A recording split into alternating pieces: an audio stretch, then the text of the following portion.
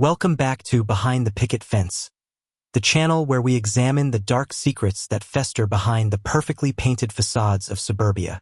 We see the happy couples, the manicured lawns, the successful careers, and we call it the good life. But sometimes that polished exterior is a containment wall, built to hide a pressure cooker of jealousy, control, and resentment. Tonight's story is about one such home.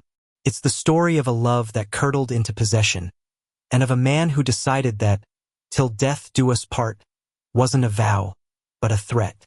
It's a chilling reminder that the most lethal poison isn't always a chemical, but the slow, corrosive drip of a love that has turned to hate. Before we walk up the cobblestone path to the Garrett residence, if you believe that the truth is always worth digging for, no matter how ugly it is, make sure you hit that subscribe button and ring the notification bell. You won't want to miss a single clue. Now take a deep breath. We're about to step inside, where the perfect marriage is about to come to a very permanent end. The Garrett residence was a masterpiece of curated perfection.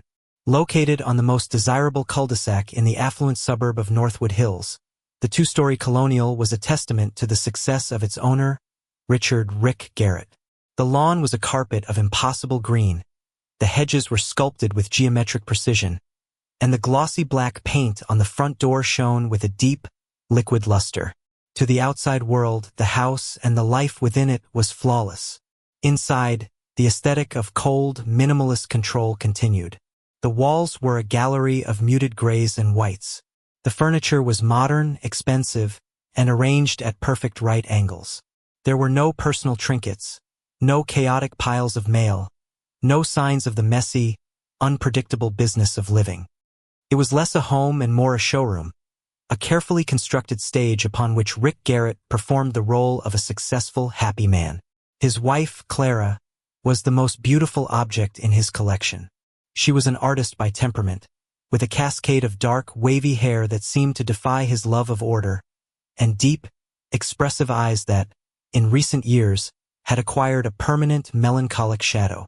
She moved through the silent, perfect house with a quiet grace, her presence a splash of organic, unpredictable color in his monochromatic world.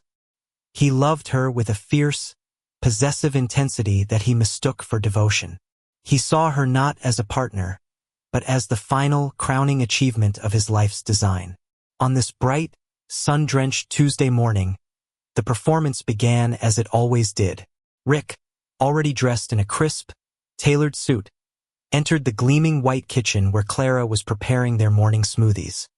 She had laid out his newspaper, his vitamins, and a single, perfect gardenia in a small crystal vase. "Good morning, my love," he said, kissing her on the cheek. His lips were cool, his touch brief and proprietary. "Morning, Rick," she replied, her smile not quite reaching her haunted eyes. She turned back to the blender, adding spinach, banana, protein powder, and almond milk to the whirring blades. She poured the thick, green liquid into 2 tall glasses. Rick watched her, his gaze analytical. He noticed a small, faint bruise on her forearm. "What's that from?" he asked, his voice casual, but with a sharp, underlying edge of interrogation. Clara glanced down, pulling the sleeve of her silk robe over the mark. "Oh, nothing. I just bumped into the easel in my studio yesterday. I'm so clumsy." His studio, the one room in the house that was hers, a small, sunlit space above the garage where he allowed her to dabble in her painting. He hated that room. It was messy, chaotic, smelling of turpentine and linseed oil. It was the one part of his world he couldn't fully control, a place where her thoughts and passions were her own. "You should be more careful," he said, the words a soft, paternal command. He picked up his glass, but as Clara turned to get her own, his movements were a blur of practiced efficiency. From a small, unmarked vial in his pocket, he tipped a fine, whitish powder into her glass. It dissolved instantly, leaving no trace. The powder was aconitine, a poison derived from the monkshood plant. It was an old, classic poison, a favorite of assassins throughout history. It was elegant, difficult to trace, and its effects, numbness, nausea, and finally catastrophic cardiac arrhythmia, could easily be mistaken for a sudden, massive heart attack. He had spent months researching, acquiring, and planning. "Here's to us," he said, raising his glass. She turned back and gave him another weak smile, picking up her own glass. They drank. He watched her over the rim of his glass, his heart a steady, calm drum in his chest. He felt no remorse, only a profound sense of rightness, of a necessary correction being made. For months, his perfect world had been cracking. Clara had become distant, secretive. He would find her crying softly in her studio. She was always on her phone, quickly hiding the screen when he entered a room. He had installed tracking software on her devices, his jealousy a gnawing, acidic presence in his gut. He found what he was looking for. Coded emails, mentions of secret meetings, large cash withdrawals from their joint account that she couldn't explain. The conclusion was obvious, inescapable. She was having an affair. The thought was a physical violation, a desecration of his perfect life.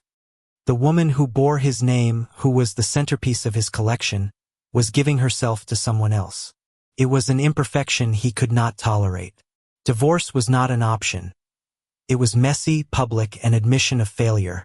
It would tarnish his reputation. This, he reasoned, was a cleaner, more permanent solution. It was a problem being solved with the same cold, clinical precision he applied to his financial portfolios. The first symptoms began 20 minutes later. Clara was in the garden, tending to her roses, when she pressed a hand to her chest. "Rick," she called out, her voice suddenly weak. "I feel strange. My lips are numb." Rick rushed to her side, his face a mask of perfect, loving concern. "Darling, what is it? You're pale." She stumbled, a wave of nausea washing over her. "I don't know. My heart is racing." She collapsed onto the soft grass, her body convulsing, her breath coming in ragged, shallow gasps. Rick's performance was flawless. He fumbled for his phone, his fingers shaking as he dialed 911.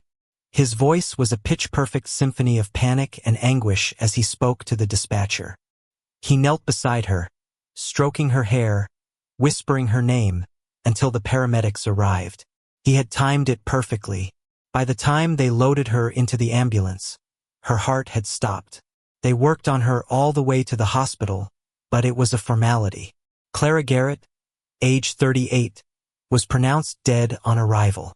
At the hospital, Rick was the picture of the devastated, grieving husband. He wept. He raged at the heavens. He spoke to the doctors in a broken whisper, asking them how this could have happened. A heart attack, they told him, was the likely culprit. So sudden, so tragic. The case landed on the desk of Detective Jack Nolan. Nolan was a man who seemed to have been born in a rumpled trench coat. He had a weary, bloodhound face, eyes that had seen the worst of humanity, and a gut instinct that was more reliable than a polygraph. He arrived at the Garrett residence that afternoon, a place that now felt less like a home and more like a mausoleum. He found Rick in the living room, being comforted by a neighbor. Nolan watched him for a few minutes before introducing himself. He noted the way Rick's grief seemed to turn on and off, like a switch. When he was being watched, his shoulders would shake, his voice would crack. When he thought no one was looking, his face would settle into a blank, calculating stillness. It was a small detail, but it was the kind of detail that made the hairs on the back of Nolan's neck stand up. "I'm so sorry for your loss, Mr. Garrett," Nolan said, his voice a low, gravelly rumble. "Can you walk me through this morning?" Rick recounted the story, his voice choked with emotion. The smoothie, the gardening, her sudden collapse. It was a simple, tragic narrative. Nolan listened patiently, his gaze sweeping over the impossibly clean, sterile room. The house felt wrong. It lacked the lived-in warmth of a happy home. It felt like the home of a man who loved things, not people. The preliminary coroner's report supported Rick's story. The cause of death appeared to be cardiac arrest. There were no obvious signs of foul play. Most detectives would have closed the file, chalking it up to a sad, random act of biology. But Nolan couldn't shake the feeling of wrongness, the image of Rick's perfectly performed grief. "Run a full toxicology screen," Nolan told the medical examiner, a sharp, no-nonsense woman named Dr. Evans. And I mean full. Screen for everything, even the old stuff. Dr. Evans raised an eyebrow. That's expensive, Jack. The captain won't approve it without cause. The cause is my gut, Nolan said. And the husband is a little too perfect. While they waited for the toxicology results, Nolan began the quiet, methodical work of digging into the Garretts' lives. He spoke to their friends, their neighbors, the staff at the country club. The picture they painted was uniform. The perfect couple, the perfect life. Rick was a brilliant, charming man who doted on his wife. Clara was beautiful, quiet, perhaps a little sad. But who wouldn't be after giving up her art career to be a perfect wife? But then Nolan spoke to Clara's sister, a fiery, bohemian artist named Sophia who lived in a chaotic downtown loft.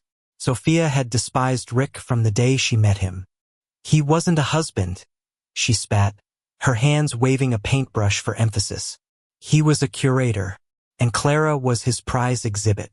He didn't love her, he owned her. He suffocated her, cut her off from her friends, from her art, from everything that made her alive. She was miserable. She was a prisoner in that sterile, white box he calls a home. Did she ever talk about leaving him? Nolan asked. Sophia's face clouded over. We didn't talk much the last few years. He made it difficult. But I know she was unhappy. I just didn't know how bad it was. Days later, Dr. Evans called Nolan. The comprehensive toxicology report had come back. You were right to be suspicious, Jack, she said, her voice grim.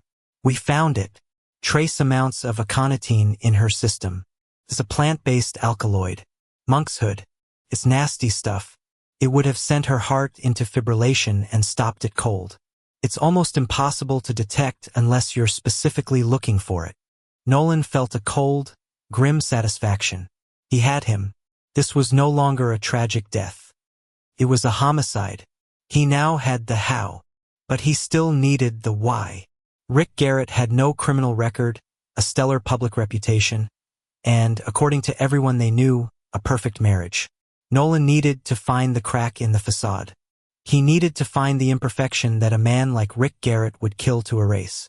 And he had a feeling it was hidden somewhere in the one place Rick couldn't control. The secret, messy world of his wife. The discovery of the poison changed everything. The investigation, which had been a quiet, background hum, roared to life. Clara Garrett's death was officially reclassified as a homicide, and her husband, Richard Garrett, became the one and only suspect.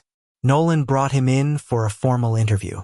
Rick arrived with a high-priced lawyer, his demeanor no longer that of a grieving husband, but of an outraged, wrongfully accused pillar of the community.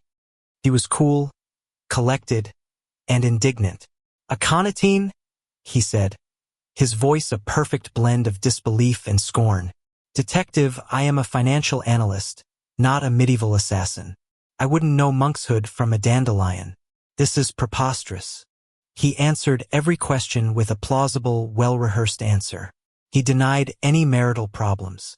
He professed his undying love for his wife. He painted a picture of a blissful, idyllic marriage, tragically cut short. Nolan watched him, seeing not an innocent man, but a predator, calm and confident in the strength of his camouflage. Rick was counting on the fact that there was no physical evidence linking him to the poison. No purchase records, no witnesses. It was his word against a trace chemical finding. He was, Nolan realized, going to get away with it unless they could find a powerful, undeniable motive. The obvious motive was jealousy. Nolan and his team began a deep dive into Clara's life, searching for the secret lover they were now sure must exist. They subpoenaed her phone records, her credit card statements, her email and social media accounts. They built a timeline of her last few months, looking for any deviation from her routine, any unexplained absences, any secret communications. The digital trail at first yielded nothing. Her emails were mostly correspondence with her sister and a few old friends. Her social media was a curated gallery of her perfect life photos from charity events, trips to Europe, smiling pictures with her husband. It was a public-facing lie just like her home. But then they found the financial discrepancy. It was something Rick himself had pointed out in his initial interviews, a detail he had offered up to paint Clara as secretive. For the past year, she had been making regular, weekly cash withdrawals from their joint account. Always the same amount, $500, and always in cash. I asked her about it, Rick had told them, his voice laced with manufactured sadness. She was evasive, said it was for art supplies. But $500 a week. I knew something was wrong. I suspected. She was seeing someone. I just didn't want to believe it. It was a brilliant move. He had preemptively framed the evidence, using the truth of the withdrawals to sell his lie about the affair. To any other detective, it would have been an open-and-shut case. The wife was cheating, the husband found out and, in a jealous rage, killed her. But it still didn't feel right to Nolan. The crime was too cold, too meticulously planned for a simple crime of passion. And the cash withdrawals were too regular, too systematic for paying a lover. Felt more like a business transaction. Nolan's team ran a background check on every person Clara had been in contact with, old boyfriends, male friends, even the staff at the country club. They all had alibis. They found no secret phone numbers, no romantic getaways, no hidden love nests. The secret lover remained a ghost. Frustrated, Nolan decided to change his focus. He went back to the one place that had been truly Clara's, her studio. The small room above the garage had been sealed as part of the crime scene. Nolan went there alone, searching for a clue everyone else had missed. The room was just as Sophia had described it. A chaotic, beautiful mess. Canvases in various states of completion were stacked against the walls. Jars filled with brushes stood like bouquets on a paint-spattered table. The air still held the faint, sharp smell of turpentine. This was the room where the real Clara had lived. Her paintings were vibrant, emotional, filled with a desperate, yearning energy that was completely absent from the rest of the house. He searched the room methodically. He looked through her sketchbooks, her letters, her books on art history. He found nothing. He was about to leave, defeated, when his foot bumped against a loose floorboard hidden beneath a heavy paint-splattered rug. His heart quickened. He pried the board up. Underneath, in the dark, dusty space, was a small, locked metal box. Using a crowbar from his car, he forced it open. Inside was not a collection of love letters or mementos from an affair. It was a ledger, a simple black notebook. And inside, in Clara's elegant handwriting, was a detailed accounting of her secret life. The first page was dated a year ago. The entry read, "Sold Sunset Over the Ridge to a private collector, $2,000. A start." Page after page detailed similar transactions. Clara had been selling her paintings secretly through a small, independent art gallery downtown. The $500 weekly withdrawals weren't money she was spending. It was money she was laundering. She was taking cash from their joint account and then replacing it with the cash from her art sales, creating a secret, off-the-books income stream for herself. The final pages of the ledger confirmed Nolan's dawning realization. It was a list of expenses: application fees for art fellowships, security deposits for apartments, quotes from moving companies. The last entry, dated the week before her death, was a single line: one-way ticket to Florence, Italy. She hadn't been planning a rendezvous with a lover. She had been planning an escape. This was the motive. Not jealousy over a non-existent affair. It was the ultimate act of control. Rick hadn't killed her because he thought she was with another man. He had killed her because she was planning to leave him, to reclaim her own life, to destroy the perfect image he had so carefully constructed. Her departure would have been an intolerable public failure, an imperfection that could not be allowed. But the ledger, as powerful as it was still circumstantial. Rick's lawyers would argue it was just a fantasy, a dream she had. Nolan needed something concrete. He needed to find the money. The ledger contained one more clue. A single, cryptic entry. Account 74B. Argentum Bank. Nolan had never heard of Argentum Bank. It wasn't a commercial bank. A quick search revealed it was a highly exclusive private Swiss bank that specialized in discreet, offshore accounts for the ultra-wealthy. Getting access to an account there was next to impossible, requiring international warrants and a mountain of red tape that could take years. But Nolan had a hunch. He looked at the account number again. 74B. It sounded less like a bank account and more like a safe deposit box. He cross-referenced the bank's name with local businesses. He found it. Argentum Security Deposits. A high-end, private vault company located in the city's financial district, a place that provided the same level of anonymity as a Swiss bank, but for physical objects. Armed with a new warrant and the key from the lockbox, Nolan went to the vault. The manager, a prim, silent man, led him down to a cold, sterile room lined with gleaming steel doors. He inserted the key into box 74B. Inside was not cash. It was a portfolio. Not a financial portfolio, but an art portfolio. It contained a dozen of Clara's paintings, her best work, vibrant and full of life. Tucked into a side pocket of the portfolio was a bank book. It was for a small, local credit union, under a name Nolan had never seen before, Clara Vance. Her maiden name. Nolan went straight to the credit union. The manager confirmed it. The account belonged to Clara Vance. She had opened it a year ago. It had a current balance of over $80,000. The money from her secret art sales. Her escape fund. This was it. The hidden bank account. Not a slush fund for a secret lover, but a war chest for a new life. It was the irrefutable, physical proof of her plan. Nolan now had the means, the motive, and the secret that had cost Clara her life. He now had everything he needed to shatter Rick Garrett's perfect world, to expose the rot behind the picket fence. He was no longer just an investigator. He was the executor of Clara's final, desperate act of rebellion. The revelation of the hidden bank account and the secret studio transformed the case. What had been a story of infidelity and jealous rage was now a far darker, more tragic narrative of domestic tyranny and a desperate bid for freedom. Detective Nolan felt a profound, sorrowful connection to the victim. He wasn't just solving a murder. He was bearing witness to the life Clara Garrett had been forced to live, and the one she had died trying to create. He knew a direct confrontation with Rick Garrett, armed with this new evidence, would be a delicate chess match.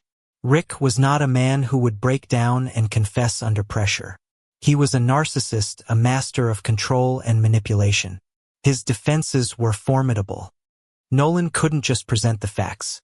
He had to dismantle Rick's entire reality, to force him to confront the truth not of his wife's betrayal, but of her quiet, powerful defiance. The stage for this final confrontation was set not in a sterile interrogation room, but back at the source, the Garrett residence.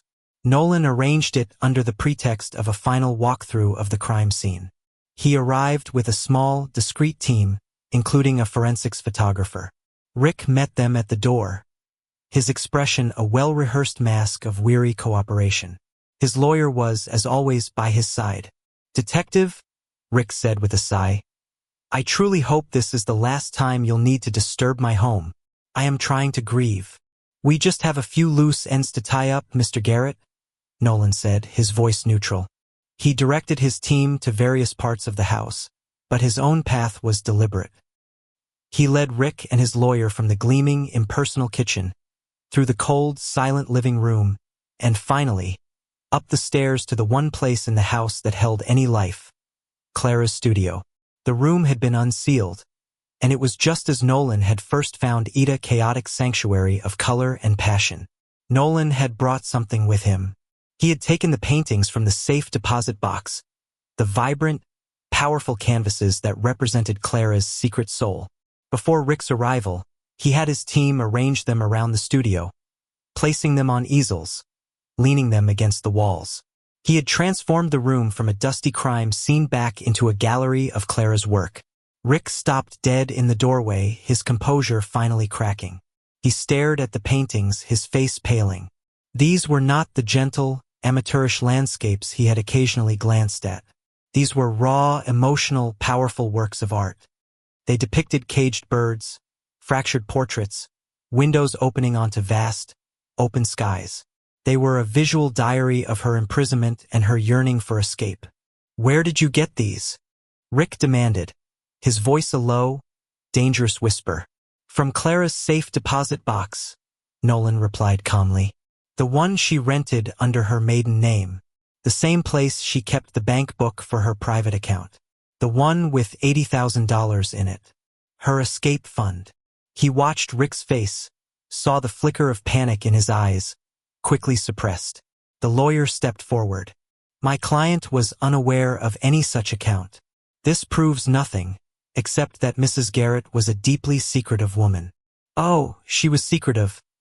Nolan agreed, walking slowly around the room, gesturing to the paintings. She had to be. You see, we thought this was a story about jealousy. We thought you killed her because you found out she was having an affair. But we were wrong. That was the story you wanted us to believe. Because the truth is so much more damning, isn't it, Rick? Nolan picked up a small, leather-bound journal from a table. It was the ledger from the lockbox. She wasn't spending $500 a week on a lover. She was building a new life, piece by piece, painting by painting. She was selling her art, a part of her soul you thought you owned, and she was saving the money to leave you. She wasn't running to someone else. She was running for her life. From you. He opened the journal to the last page and held it up. A one-way ticket to Florence. A place she could finally paint in the sun. A place where she could finally breathe. You didn't find a love letter, did you, Rick? You found a plane ticket. You found a brochure for an apartment she was going to rent. You realized your most prized possession was about to walk out the door, and you couldn't stand it. It wasn't a crime of passion. It was an act of acquisition. The final, hostile takeover. If you couldn't have her, no one could. Every word was a hammer blow, chipping away at Rick's carefully constructed facade. The lawyer was protesting, trying to stop the interrogation, but Rick wasn't listening. He was staring at one painting in particular. It was a self-portrait. In it, Clara was depicted behind a grid of black bars, like a cage. But one of her hands was reaching through, holding a single, vibrant paintbrush, painting a brilliant blue sky on the outside. It was a painting of defiance, of hope, of a spirit he had tried and failed to break. In that moment, his control snapped. The cold, calculating mask dissolved, revealing the twisted, ugly face of his narcissistic rage. She had no right, he snarled, his voice a guttural, unfamiliar sound. I gave her everything. This house, this life. She was nothing before me. I made her. She was mine. She owed me. For her to plan, to scheme behind my back, to steal from me, to try and leave. It was the ultimate betrayal. It was a full confession, born not of remorse, but of pure, unadulterated ego. He was not confessing to a murder. He was justifying an execution. He had passed judgment on his wife for the crime of wanting her own life, and he had carried out the sentence himself. The photographer's camera flashed, capturing the mask of rage on Rick's face. The lawyer stood, defeated and silent. Nolan simply nodded, a deep, weary sadness in his eyes. Richard Garrett, he said, his voice flat and official. You're under arrest for the murder of your wife, Clara. As they led him away in handcuffs, his handsome face contorted with a hatred that was far more honest than the loving smile he had worn for years, Nolan stayed behind for a moment in the studio.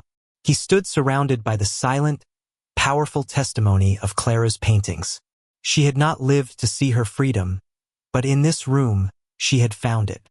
Her art was her escape, and in the end, it was her art that had brought her justice. The Garrett residence, the perfect house on the perfect street, was now just another crime scene, its sterile walls finally bearing witness to the ugly truth they had hidden for so long. The case was closed, but for Nolan, the memory of Clara's secret gallery, a vibrant soul screaming for release from behind a gilded cage, would linger for a long, long time.